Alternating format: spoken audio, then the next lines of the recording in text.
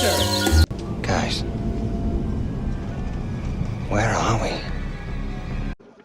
Well, if there's a bright center to the universe, you're on the planet that it's farthest from. Welcome to the Outer Rim. Enjoy your stay. EGIE, fuck you.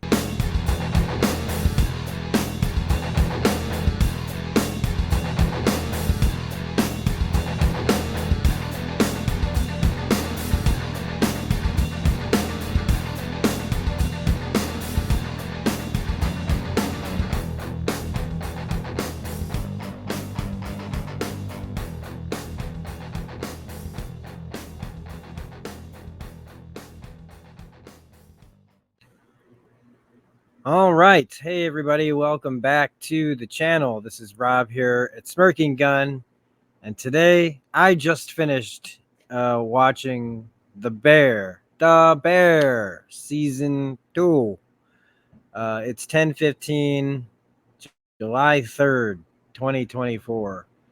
I like to sometimes document that just to for myself, for later. And I wanted to record this right after I finished it because sometimes that's a lot of the time I do these things is when it's all fresh in my head, and sometimes I regret that. Sometimes, a lot of times I don't, because I get a lot of that. It's like when you cram for a test, you got all the information in your head, and you just kind of spew it out, and it can be chaos. But welcome to my channel, where if you like what we're doing here, make sure you're hitting that like button, subscribe, all that jazz. Because I'm this is going to be one of those videos. My channel, I hated putting the word review in my channel name all those years ago now, because as I've changed and grown and as a person, I realized that my channel is really this vlog where I use shows and movies and comics and games and stuff to talk about how I see the world and think about things through those things. Because one of the main things that I think, and just doesn't get talked about enough on this platform talking about these mediums is so many people are just, and this is fine, it's fine. It's just standard. Did it make you laugh? Did it make you tense? Was it scary? Was it well written? Was it well directed? Was there good cinematography in the score and blah, bitty, blah, bitty, blah? Well, when we're sitting in the movie theater, we're also taking in how the story, it wants to relate to us. A lot of stories are trying to find a way to connect with its audience, right? Some are indifferent, but most are trying to grab you, get you into it. And it's usually some kind of emotional thing. Things that make us think of other things about ourselves. And that's what I do, is I talk about that. We talk about all the other stuff too. We praise the acting and the writing and the directing and all that stuff. But here it's the extra. I want to talk about the emotional and the mental aspect of it. Because we talk about lots of heavy stuff, and I'm very I'm very open about my personal stuff too, because it's important, there's not enough talk about, especially when we're dealing with a show like The Bear, where it's now, really diving deep into the mental illness aspect of some of the characters. And that there's just not enough discussion on these things or a safe place, enough safe spaces, I think, for people to discuss these things, and especially in the comment section where,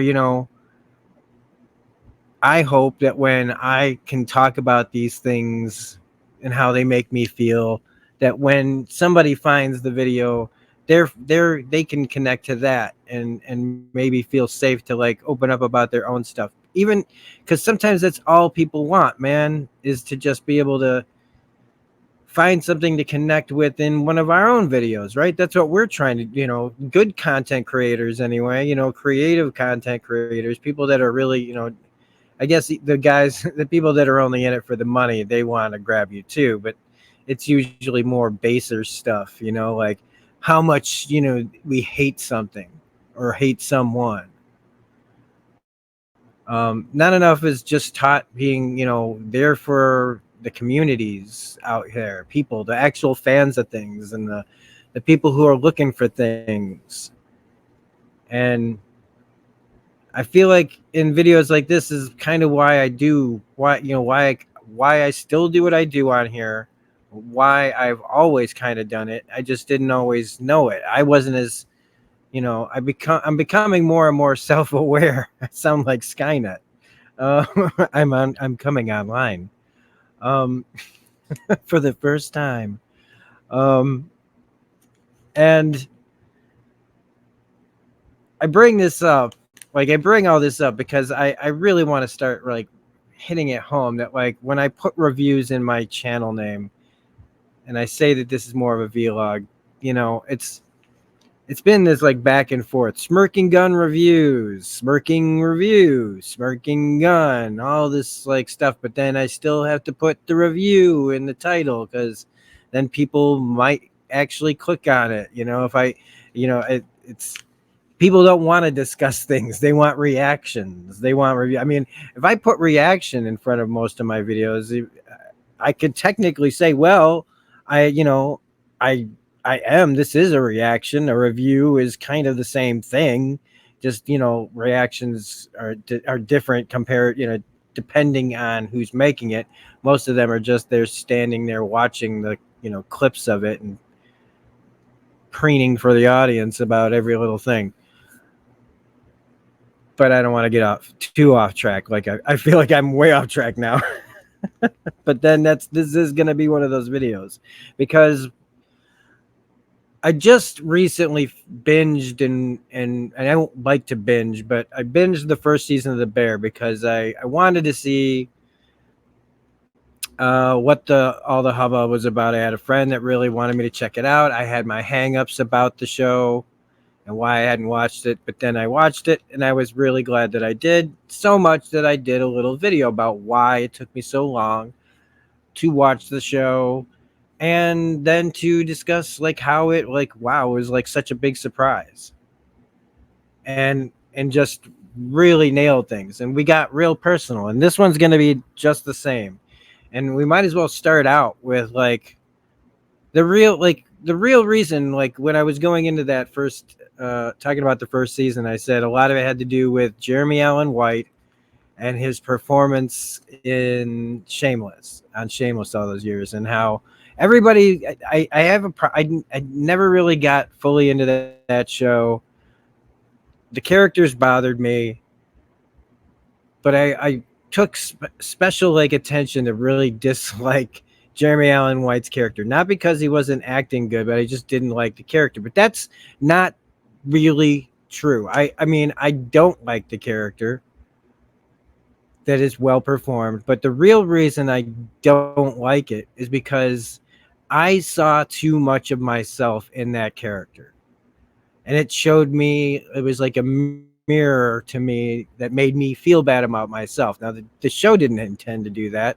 That's just what I brought into it. I took out of it from my perspective, which was I was seeing this really smart guy in a situation where it's, when you're in that kind of poverty,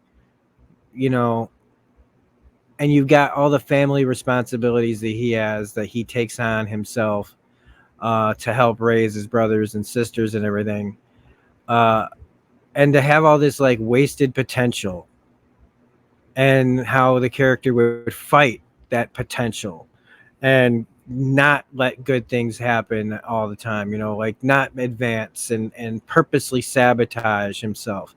And that was like so much of my own struggles that I was just like too good at it that I just couldn't stand watching it anymore. And I never finished that show because of that. And so after all this time, I finally watched this show thinking, that's not going to happen again, right? Wrong. So the first season dabbles in the mental illness aspect of the family of Carm and Mike and their mom, and I would guess their sister, who seems pretty normal but has had to suffer the effects of it from other family members. And they dabble in that, and Donna's not in the first season. And we start, and we see the chaos and the dedication and the kind of people, the dedicated people that are really into restaurant work, that people that want to serve people that for some reason that is their drive, to make food and to serve people. And I thought going into this, man, that I thought that I was good at my job for all those years as a waiter and bartender. And after this season, I realized that while I might have been corporate good at hospitality, I wasn't like good at it. I was there for the money, and that was it. I didn't have the drive. Well, I wanted to be, we'll get into it, but I didn't have the same kind of drive that these people on this show have about it. And season 2 taught me about that too. But season 2 really, season 1 is all about them shutting down the old and getting ready to start the new, and that was great, and I loved that arc. And so season 2 is about them getting the old restaurant turned into the new one, and all the way up until like their friends and family. And I loved that structure. I loved that it had a unique focus, and that they weren't trying to like have these big expansive stories. It was just gonna do one thing at a time. Now, for how many seasons they can push this, I said a 3 or 4 season kind of thing should do it. I haven't watched season 3 yet. I plan on it pretty quickly after I'm done making this video and getting that uploaded and everything. And we'll work on getting a season 3 video, which again, by the way, Hulu, when you have a bona fide motherfucking hit on your hands, stop releasing it all at once. Let us fucking digest this stuff and build it, the popularity and the talk behind it even more. Because man, 3 seasons of this, you could have people, the audience for this could be so much bigger if it was week to week and episode to episode, because we'd be flooding YouTube with videos about this show. Free advertisement for like 8 to 10 weeks. How many? Yeah, there were 10 episodes, 10 weeks, at least 7 if you do the whole 3 episode thing. Anyway, it's like free publicity, man. I just don't understand you guys. Because this is a show that it's hard to binge watch this show. I mean, so people that do, and I'm sure so many just plow through this. How can you really take that much emotional hit watching like all 8 to 10 episodes of one of these shows? I just don't understand it. Maybe it happens, you watch so much of it, you just become numb to some of the more impactful stuff. And does that mean that then if you watch it later and a little slower, you actually pick up on it maybe a little bit better? I don't know. But the second season, though, also just really gets into the mental illness aspect of Carm's family. And when episode 6 hits, the rest of the season it's one of the best.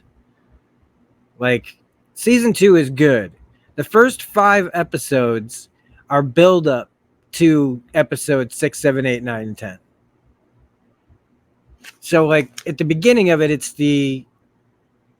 how do we got to get the old restaurant torn down and then get it all built back up. Meanwhile, everybody's kind of doing different things, which is another cool thing about this season. Is like there's a whole episode of Sydney going around Chicago, going to different restaurants and seeing different foods and the way different things are done. And it's all really cool. The way they shoot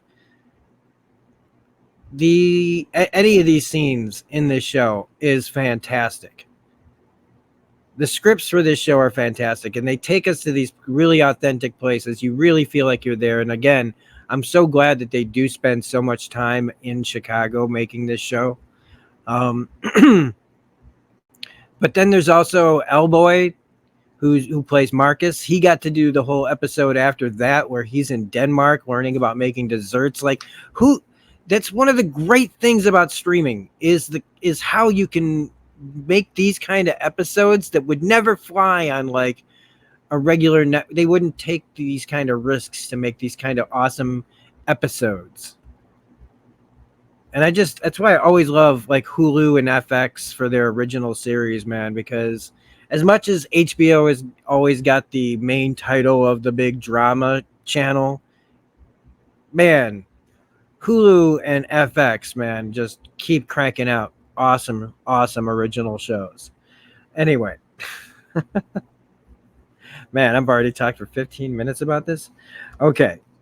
So it goes into the really technical aspects of getting the restaurant built back up. And again, it was hitting me hard with the costs of things and all of that, the way that something new gets put in, because I recently, I'm not like where I work, it wasn't like a tear down, build back up, but my company was bought out by some other people.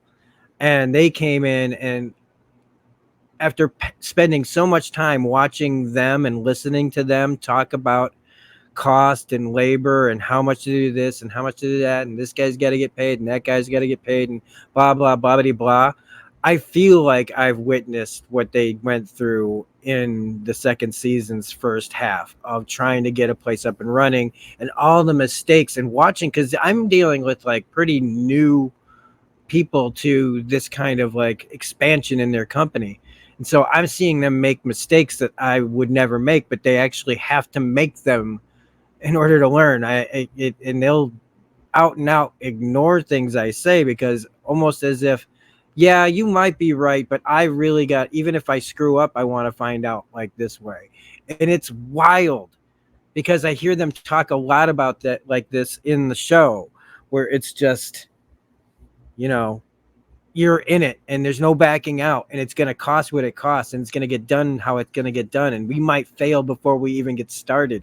And that is so true. And like the tension of that. So they might have taken us out of the kitchen and the chaos of the kitchen and how they do things, but they flipped it and made the making of a restaurant just as chaotic and just as interesting to watch. And now all those aspects are really great and good. But for me, again, this show is a mix of like nightmares for me. And somehow it's so well done, I can't ignore it, even though it triggers so many things in me.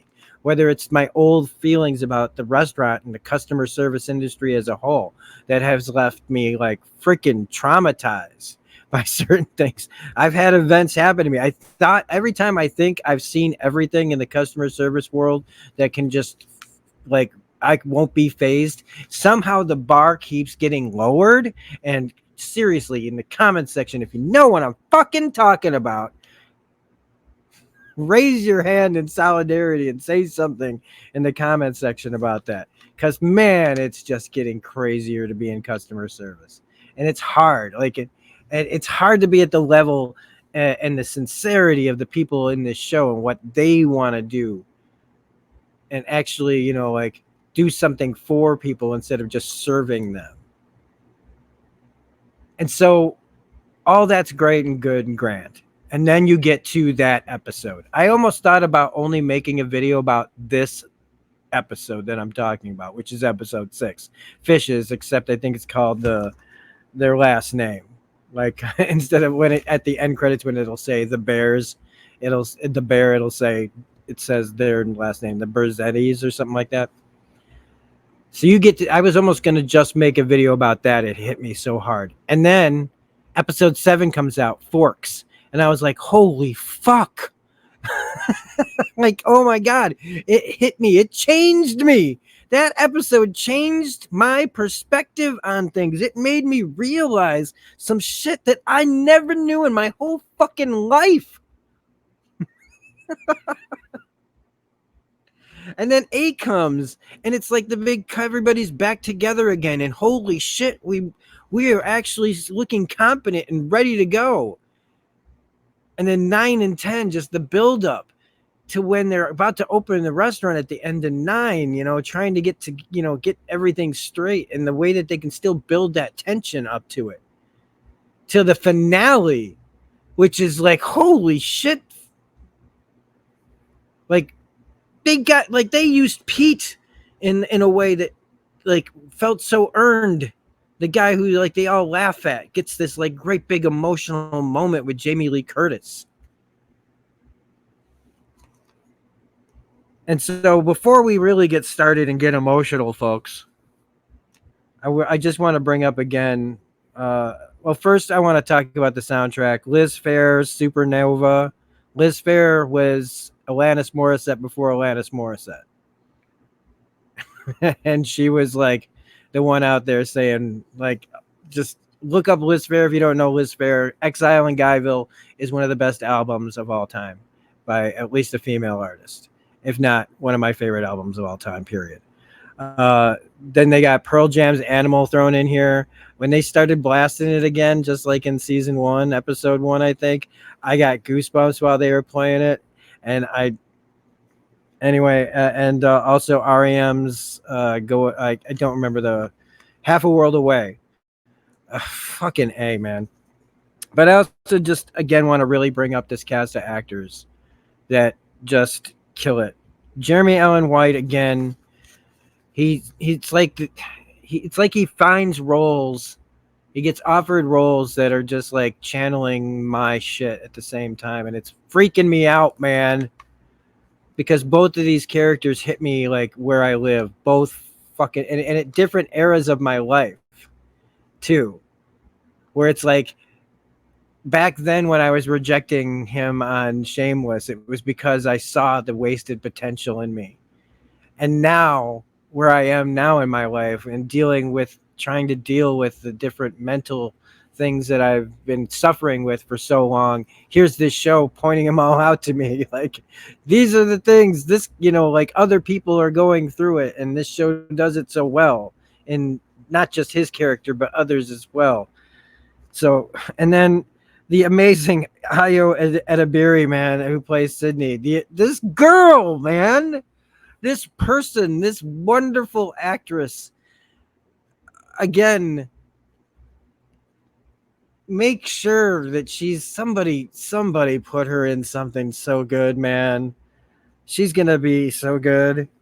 I keep saying that because she's just a treasure in this show.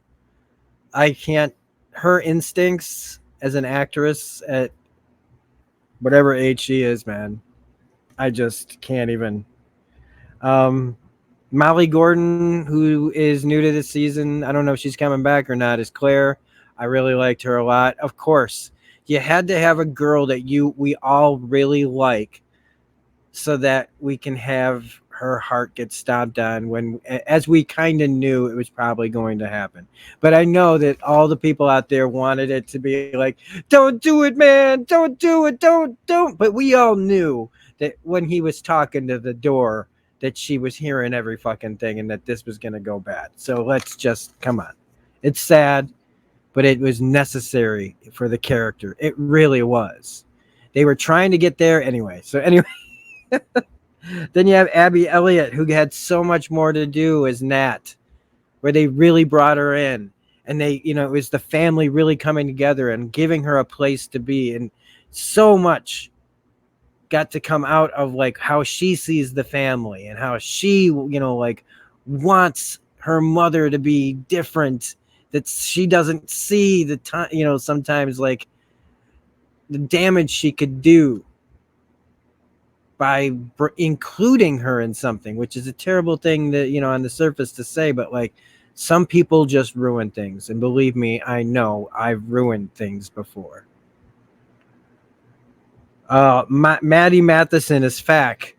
Again, all these characters develop and change and get to do new things as the restaurant changes. So do they. And I love seeing him not just be the goofy handyman, but to a capable front of the house, like attendant, I guess would be a good word, maybe. John Bernthal's return as Mike. in episode 6 is epic. I'm not going to say any more about John Bernthal. He's barely on the show, but his impact is left the instant he's on screen. And I love his goddamn hair in this. I know if that's his real hair and not like some kind of wig that they put on, fucking A. I want that hair. Oliver Platt as Uncle Jimmy Cicero. Just, the guy's always been good. I don't know what else to say about it. I said it already in the first season video. But they just keep finding new great lines for him.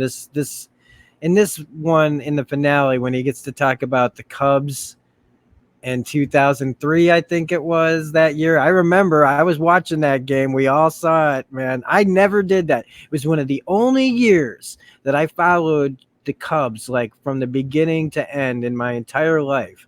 And it was a heartbreaking season. And to hear him talk about like the real reason and the blaming of Steve Bartman all these years because he did anything that anybody else would do. And I won't lie, I was one of those people that was like, fucking fuck that guy. But really, yeah, they lost it themselves. It wasn't because of Steve Bartman. It's just people love to make a villain out of somebody rather than the millionaire players. I loved it. Elboy as Marcus, who again, they got to bring in these side characters and give them little journeys. Not everybody got one, and not everybody got the same length. But like, and we might as well talk about that. Like Edwin Lee Gibson as Abraham, who had the major problem of changing, who was supposed to go with Tina to this classes and just got too in his own head and was scared and was afraid he wouldn't understand it. And then how they made it able, they showed him simple videos, things that gave him confidence and be able to do the job. It's just, they all got something to do. Chris Witsaki again as Pete, who, because this is just how we're going to roll, folks. It's all over the place, just like I am. Chris Wysocki as Pete, when he got to do the speech with Jamie Lee Curtis where she's having the breakdown outside the restaurant, she's trying not to have a breakdown. And as soon as they invited her, I was like, bad idea. This is so bad. This is like inviting, like anywhere I would ever consider taking my dad, I'd be like, no. Like, and that's sad to say. I hate saying it. It's not like, I'm any special case. I understand why people wouldn't always want me to go certain places. I understand. But he gets to be that, like, she could tear him apart, but she doesn't. But she almost does. And it takes him to finally kind of really learn how to read the situation that, like, he just needs to agree. And he just needs to, like, understand that she can't do it. And that whole moment after, and he's with Nat at the table, and he's crying, and he's trying not to expose Donna, but to talk about the situation in a way that, like, gets Nat to understand that she shouldn't be upset at her mother for not being there. And it was beautiful. It was so fucking beautiful. I was just sitting here, like, emotional. I wanted to do this video yesterday, but I was getting hit with so many emotions that I just couldn't fucking handle it. And I don't even know how I'm handling it now. Or maybe it's because I haven't gotten all the way there yet. Eben Moss Bachrach is Richie, who goes on the Hospitality Journal that we're going to talk about. Just phenomenal. The guys, he was already great on the show, and then he just became better. His character changed. His character got to crack open, and the potential that was there starts just coming out in droves, and I loved it. I fucking loved it so much. Robert Townsend, who I didn't even recognize in the first season as Sydney's dad, Emmanuel. Great. And again, I've said before, man, Robert Townsend, I'm sure that when I'm going to say this, he used to get, I'll just say it like this. He used to get talked about back in the day, in like the late 80s, early 90s, as like one of the most like funniest guys around, and I don't know what happened, if it was just failed movies or whatnot, but the guy just kind of went away in from mainstream movies and TV shows to me for the most part. I'm for the longest time, people like everything was on my radar. So if he was around, he just wasn't in things that I was seeing, and that's a goddamn shame, because he really was. When back in that time period, I loved his shit, man. I loved it. And to see him get, a nice role like this, even if it is a supporting role, I really love it. Lisa Cologne Zayas as Tina. Again, characters that struggle and have to fight through their own shit to find out that, old ways are old ways, but new ways can be better, and we just have to get out of our own way. So much of this show talks about that. She's fantastic. Corey Hendricks is Sweeps, who gets to just go from being in the background to the front of the house and being, the other attendant, and going from that kind of confidence, the confidence that he gets, how much the place changes from being toxic to, well, the chaos is still there, but like the relationships are starting to become less toxic at this place. And he gets to be one of the benefactors of that. Like we get to see them not just do that. And then, of course, we have the guest stars from episode 6, Jamie Lee Curtis, Gillian Jacobs, John Mulaney, who I couldn't believe. I got to stop acting like I don't think that guy is funny. I think he's very funny. Bob Odenkirk, my man, Bob Odenkirk. I fucking love Bob. And Sarah Paulson out of nowhere as cousin Michelle. Okay, so that's me mentioning all the actors, because I gave the big stars like their name. We're going to get to them. But like, when we get to the fishes, and it's just this complete and absolute utter like mental breakdown. Okay, so by the way, if you can hear it in the background, there is a fair actually going on right across the street, and they're bumping music. So if you hear a little bit of a background bump or two, that's what it is. All right, so fishes. We get to see where, at least in this family currently, where the mental illness stems from. That Donna, Jamie Lee Curtis, who is so unbelievably good in this, that I forget that sometimes she does bad Halloween movies. I've just, and I'm saying this because I've seen this in myself on some level, not as manic, like not as outwardly manic and open about it, but like internally, how I've been in my life, where it's just this chaos, just this storm inside you, where you feel just like you can convince yourself that no one cares, no one loves you, everything is bad, nobody's doing anything for me, like this self-pity party that like on the outside. And again, this is why like discussion of mental illness is so important. It is not to like just give people a pass on shitty behavior that they can't help, but to at least educate on it, so that we stop painting it for what it isn't and for what it is, so that we can better deal with it and have more empathy towards each other. Because there's times where, like I'll say, like, somebody that I could be mad at, I couldn't possibly know, like, sometimes, like what's going on with somebody else. And so that's why these discussions, I think, are really important, is to build more empathy and education surrounding these things, and to help people deal with it.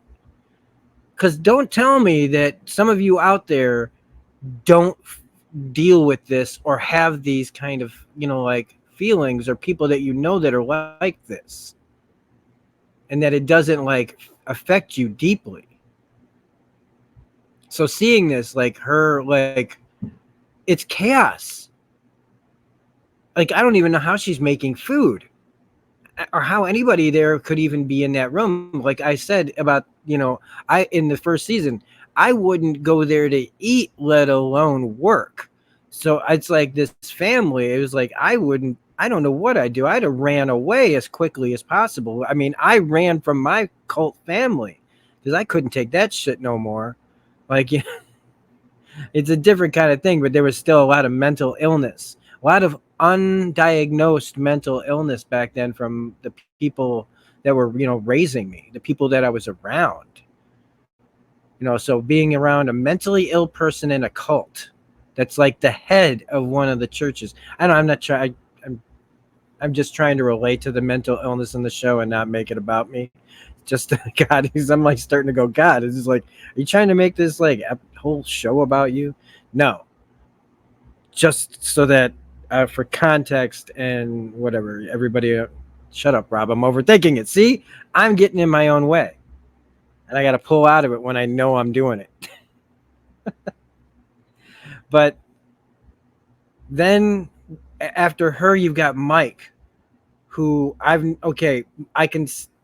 Mike's thing is also like hers, except he expresses it like he gets violent with other people. Now, maybe she does too. We just haven't seen that side yet, but like he's getting violent with other people, throwing forks at Uncle Lee, right? Uncle Lee's head, played by Bob Odenkirk, who is so good in everything, but man, give him some good, like, he's in one episode and this guy is so good at improv, man. I don't even know when he's reading a script. Do you know what I'm saying? Like, this could all be scripted, but boy, oh boy, does Odenkirk look like he's just making it up as he goes along, and you're just buying it. But like, his stuff is like he can't be talked down. Like, he's gonna do something. He's a ticking time bomb and he's gonna explode. And he's got all these things that we now know about are floating around in his head. And all the problems that are coming with it, and all the things more that gets revealed about what his actual state of mind was at. All the things he was going to do about burn the place down and everything else. So that, like, when we know now, like, when we have all this explained, him taking his own life is like, how did he succumb to it and Donna didn't? You know what I mean? It's just, it's messed up. And then you see Carm doing the same things. It's starting, at least, and maybe it was always there from the constant, like, being in that environment. He got out, and now he's kind of back in, and maybe he's falling sometimes in old patterns, or maybe things that never healed are just popping out. But his worry about failure, about not being good enough, and the ways that he lets himself get in his own way, and how all that's coming out in this episode. And then you've got all the other people, like Cousin Michelle, the one who is like, she sees how bad it is, and she's the one saying, like, get out of here. Like, she's also at the point where you can tell she's had enough of this. This is going to be the night that she might say some shit. John Mulaney's like little speech was fantastic after it was so good. I mean, it doesn't stop what's going to happen. It just delays. But again, it's a brilliant performance as far as like giving a nice long dialogue speech. And then Bob Odenkirk just kills it as usual. And Gillian Jacobs, I forgot. Like, then they introduce her as Richie's ex, who is just so good. She's so good in everything. She's just another one of those that every time I see, I'm just like, oh, awesome. But then it just all ends with her crashing the car into the house, and just that background. It's like with the like echo and everything of like it's like, it reminded me of when Tom Hanks can't hear on the beach of Normandy and Saving Private Ryan.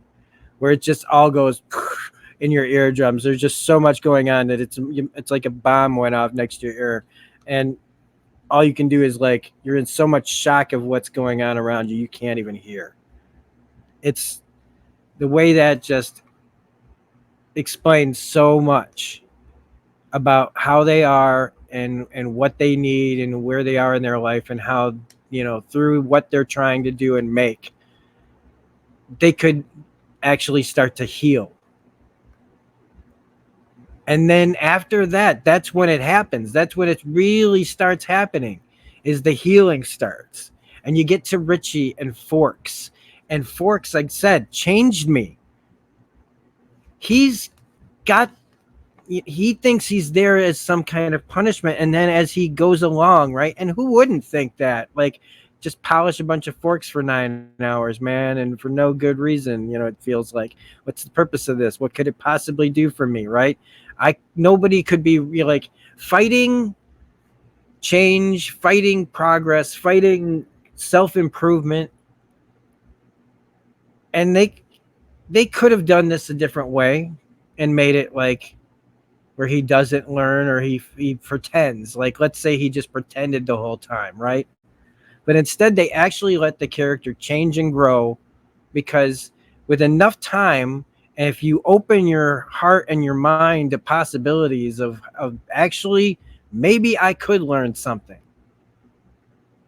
And that's what I ended up doing, is how they discuss the importance of hospitality. And what does that really mean in the customer service industry? And I realize that for so long, there's been people that are so good at that I looked down on them, because I thought, what the fuck are you doing that for? This is just for money. What, do you actually give a shit? And I realize now that just because I was really good at the job, or what I thought was really good at the job, was not fueled though by a drive to be actually good at it. I was just really efficient. And I'm not going to say that there weren't moments that were good. I should be proud of a lot of my customer service work. I really am. But like, I realized though that I never cared in the way that they care in this. And we're going to talk about it the same way that like he has a drive, I have that drive, but I didn't care on the same level. I still don't care. And it makes me wonder if it's possible for me to care enough to actually get to some sort of level as Richie does, where maybe I could be more successful, not just at the job, because I'm like what I'm doing now, I'm really fucking good at my job. I have to be, because like this is just my extreme hobby that I wish I could spend all my time doing and all my focus in doing, and being super perfect at making videos and doing them exactly the way I envision them in my head, instead of the compromises I have to make to even do this. But instead I have to be focused on my main 40-hour-a-week job. And so while I'm there, I am trying to be the absolute best. But I also know now that it's not that I care about what I'm actually doing. Like what I'm doing it for. I'm just trying to be the best for no other reason than that. There's no other drive. My own drive, the own shit that I put on myself, that I have to be the best at it. But not because I want to be the best for the store. And when I learned that in that episode of how you can care, and if you open yourself up to actually caring about it, and you will be better, not just better at your job, but better at life. And I don't think that just because I've had this like realization that I'm going to just suddenly change, or that anybody else should either. If you don't ever want to think of your customer service job as anything more than a paycheck, more power to you. And I can't say that for sure I'm going to be like Richie, but I want to be, if that makes any sense to anybody. Because I liked how he felt about himself. And when he said to, like, was talking to Natalie and everything, and he was talking about wearing the suit, and he said he wears the suit because it makes himself feel good about himself. And I just, like, there was something about the sincerity of that even now I'm like, it just made me realize that, like, I don't do enough for myself to make myself feel good about myself. I hold myself back from feeling good because I don't think I deserve it.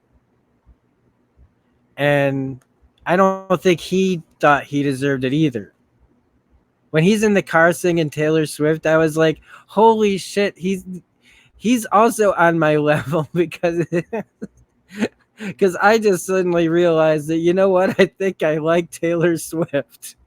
You know what? Thanks, all you crazy MAGA motherfuckers, for pointing out Taylor Swift so much over the last few months for no goddamn reason, that now I actually paid attention to her, and now I really like her, and I started listening more to her music, and I was like, you know what? I think I kind of like this shit. But in the end, when I heard that, I just realized all those things, and I just was like, if I know this is a fictional character, but these are based on real type of things that people go through. And then when they all come back together in episode 8 in Bolognese, and everybody has made these different strides, especially Richie, and how the vibe can change when you start to remove that chaos, and like when you actually aren't afraid to change, and how the restaurant just worked better, and you could feel the momentum, and yeah, you could still feel the chaos and the possibility of failure and stuff, but suddenly it was just a whole nother show vibe. And I loved it so much because you knew that, like, these things don't last. Mistakes happen. More drama gets in the way. You have to, in order to keep going. What's the next step after the friends and family meal, you know? Now they're going to actually, they kind of give us a preview of, like, talking about how many weeks in advance they have, nonstop business before it starts to fade, and how that can't happen. Like, we don't know what's going to happen after. Well, I'm about to find out what happens when I watch season 3, I guess. But right now, for me, I don't know what's going to happen, after this, and I'm so ready for it. But then when you get to the finale, the actual finale, after they unlock the door and we've had them practicing and stuff, we have the actual day, and it goes off like just the way you want it to for a good finale, where it is just so intense. And then to have Carm in the walk-in for the majority of the episode, to have him deal with his own stuff to where it comes out where he breaks up with her, where it was kind of headed, with all the different discussions with him and Jimmy saying, uh-oh. But also you get the Donna moment with Pete, and Pete talking to Nat about it. You get the insanity of the kitchen, which when Richie takes over as Expo, and that's when Animal starts playing from Pearl Jam, I was just like taken back, man, because again, I was always good at Expo. And so it was just like, I got it, man. The jam where you're just like, I'm going to take over the line, and I'm just going to do this shit, because I have been in this kind of shit before. This is the stuff that I like was so good at handling, of when it was just like, okay, organization, routine, get this crap done, get this stuff out, boom, boom, boom. It hit me where I lived. This show just continues to do that on every level, because I've been at every position basically in a restaurant. So it just was hitting me where I lived. And to make matters, to get to the heart of it though, is when Jimmy's in the cooler, and I just, well, first when Donna's outside and she says that, you know, I can't take it, and he's like, what can't you take? And she's just like, you know, I don't know how to do this. I don't know how to say I'm sorry. Like I knew it. Like it was just like when she says, I don't deserve it. Like I don't deserve this. I don't want to hurt it. And it was like her being as awful as that. Like people go, oh, this is terrible. This is terrible. She's having this moment. But it was like, to me, it was like she knew enough, because I knew when they invited her, I was like, this is gonna be a shit show. She's gonna see that fucking cannoli and lose her mind. It's gonna be a horrendous thing. And so it was like a gift that she turned and walked away, even as tragic as that is. And how like somebody needs to help her. I agree, right? To anybody who out there is just like, well, you know, you don't know. She could have just walked around the corner and blew her brains out or something. But look, it's a story, right? The character, and I thought that like maybe that at the end of that episode they were gonna, you know, or maybe it's somewhere in season 3 they're gonna find her. I don't know, but I just thought it was a great, and it's just so well done, and just I've seen this person and in myself and in other people in my life, in my family, that it's so authentic. But then when Jimmy's in, or not Jimmy, when Carm's in the walk-in, and he's talking about, you know, being in a relationship, and he says, I'm a fucking psycho. That's why I'm good at what I do. That's how I operate. I'm the best because I don't have any of this fucking bullshit. I get to focus, concentrate, routine. And how I was just like, oh my God. It's just like, are they in my brain? Because that's how I operate. I hate that I don't have like, I don't let good things happen to me because I don't feel like I deserve it. I've been beaten down emotionally throughout my life that I have a really hard time. I know that that's not, that I do deserve good things. And what I'm quoting now is like how it can feel when you get in your own head and won't get out of your own way, and you have all these things, and anytime like some kind of opportunity comes along, you like run from it, you hide from it, you find ways to sabotage it. The thing that you want, you just run from. And I have had strides, and I know that I have people that will back me up when I say that, like, I have had great strides at fighting and getting out of my own way over the past few years, but it's still a constant struggle. And I know that so many people out there are the same freaking way. No matter what sides we're on and things, as human beings, we all are affected, and so many of us have these things going on. And again, empathy would go a long way to understanding a lot of why we feel the way we do about things too. And for all of you that can relate to this, what he's saying and what I'm saying, this channel is a safe place for you to put things in the comment section if you need to talk or whatever. You know what I'm saying? I will respond. I might not have the answers for you, and I always recommend, I'll definitely say what everybody else says, is call somebody and talk to them, somebody that you care about, or just a helpline. And to end this, when Marcus is looking at the every second counts part, and the first thing I thought was, is this the new Believe from Ted Lasso? Every second counts. I don't know if I care. I don't know why I thought that. I just figure it's one of those internet things that people go, is it the new Believe? But every second counts. Again, it's like they're in my head. And every second that I put something off that I know I need to do, I always regret it. So I keep trying to regret it less by doing the things that I'm scared of. And I encourage everyone else to baby step your way to doing the things that scare you. Because every time you do something that scares you, even if you fail, you've done it. And not every failure has to be taken like a disaster.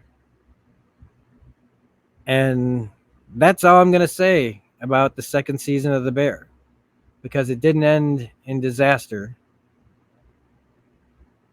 but it did end where our characters are in some very interesting spots emotionally, mentally, financially. And I can't wait to see what they're going to do in season 3. And I can't wait to start watching it so that I can make another video and see what comes out of my mouth then. So thanks for watching. If you've watched this long, I can't believe I talked this long. My nephew is about to walk in the door any second, I know, from work. So anyway, if you like this, don't forget to hit like, subscribe, all that jazz. Be good to each other. Educate yourselves on mental illness. Do yourself a favor. And have a great night. And I'll see you in the next video. Bye. So I lied, not intentionally, but I thought of, before I start editing this and everything, there were a few moments from season 2 that I wanted to like bring up more and give a little more thought on just a few parts. So I don't know how much longer I'm going to talk, but I'm going to talk some more. So we're almost done, but I wanted to really bring up how great the scene was when Carmy first runs into Claire. And they're at the store and they're just, in the cases looking at drinks and stuff. And that conversation where he can't believe that she remembers the name. And it was, yes, of course, it's like adorable. It's romantic. The chemistry is getting nailed. Everything about it is great. If you're into it, if you don't like these kind of scenes, fine. But like it was another well-performed, well-written scene that, just hits you where you live, because like, at least where I live, where it was like the recognition, the good feeling that it can give you to know that like you impacted somebody enough where they remember something like that. Like where you do feel like, because I always feel like I have no impact. But that's just me. I don't let myself get there. I have all these blocks that just don't let me feel that, like a lot of times, not all the time, but like I'm just I personally like feel like just I was really neglected. So I just, when somebody actually does recognize you and like says something that they appreciate about you, it's hard not to know I don't know what to do a lot in those situations. And it becomes like where he's like, how could you like, and her answer is great. But at the same time, I know that like his character would, as much as it feels good in that moment, it's like that, like, yeah. But I know that character is like in his head is like already doubting it and judging, like, and thinking, does she, like, is it, that's not what she meant, like, but I'm probably inferring here. But there's a lot of stuff that's going on in these characters' heads. And I would say that I would not be surprised if like Jeremy Allen White's performance had a lot of like stuff that he had to think of himself.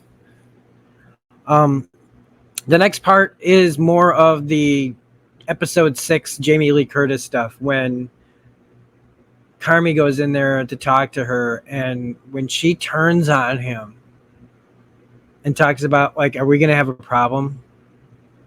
I hope that she got nominated for Best Supporting Actor in or Best Guest Actor on a limited series or a streaming series, or whatever the rules are in a dramatic series.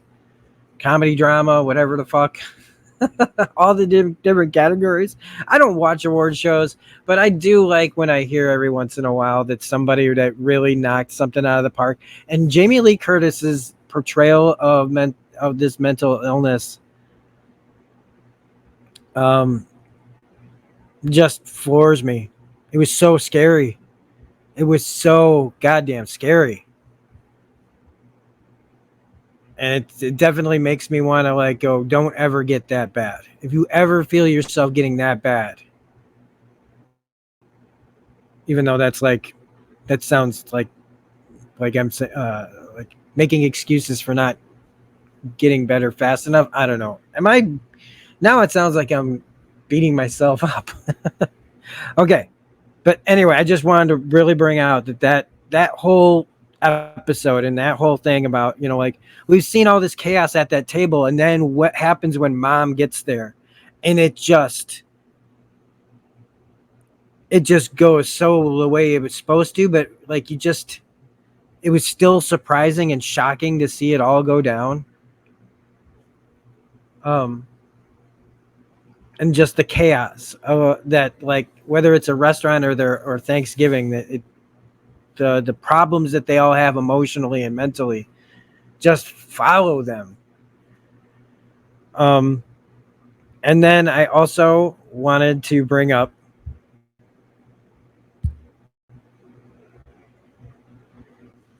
how John Bernthal got to really show the dark side of Mike, that they in the season 1, they were kind of, oh my God, Mikey, but it was like, now it was time to show, and there were hints, of course, that Mike, something was obviously wrong with Mike, otherwise he wouldn't have offed himself.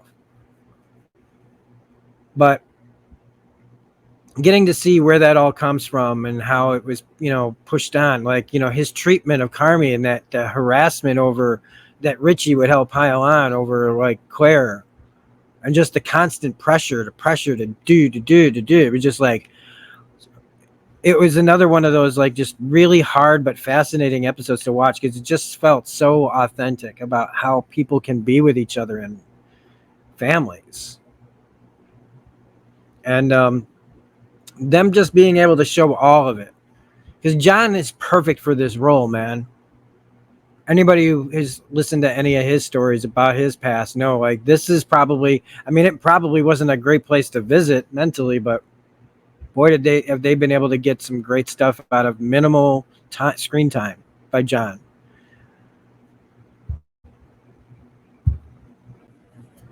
I also forgot about a couple of guest stars. There was Will Poulter in Marcus's storyline, which was cool.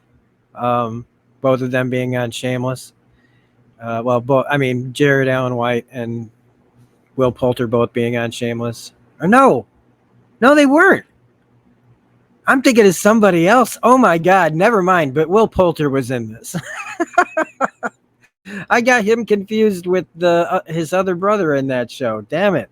The one who's in Jedi Survivor. I don't know why I can't remember his name.